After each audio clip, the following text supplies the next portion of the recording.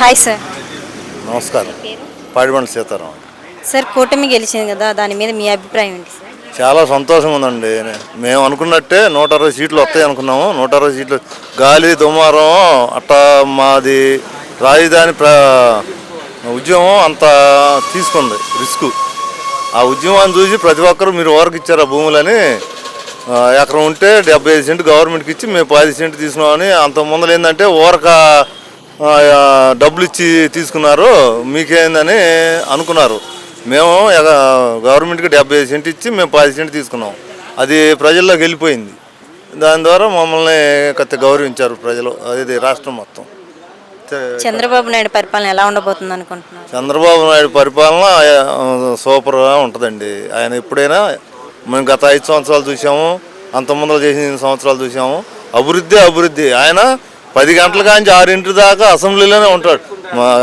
మన సెక్రటరియట్లో ఆయన అందరినీ రివ్యూ చేస్తాడు, అన్ని సమీక్షలు చేస్తాడు. అంత సమీక్షలు చేసేవాళ్ళు ఎవరు ఉండరు. మన 29 రాష్ట్రాల్లో కూడా అట్టాడి ముఖ్యమంత్రి ఎవరు ఉండరు. లోకేష్ గారు కూడా గెలిచారు కదా, ఆయన గురించి మీ అభిప్రాయం సార్? ఆయన పరిపాలన ఎలా ఉండబోతుంది?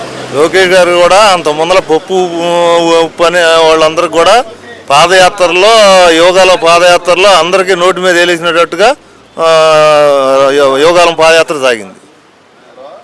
పవన్ కళ్యాణ్ గారిని అసెంబ్లీని కూడా దాటనివ్వము గేట్ అని చెప్పారు కదా, ఇప్పుడు ఆయన అసెంబ్లీలోనే 21కి 21 వచ్చాయి కదా, మీ అభిప్రాయం ఏంటి sir?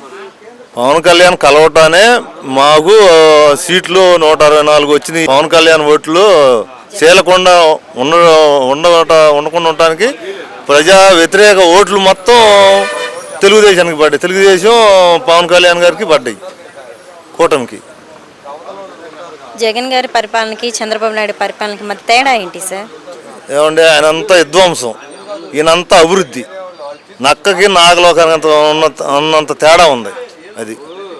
Okay sir, thank you sir.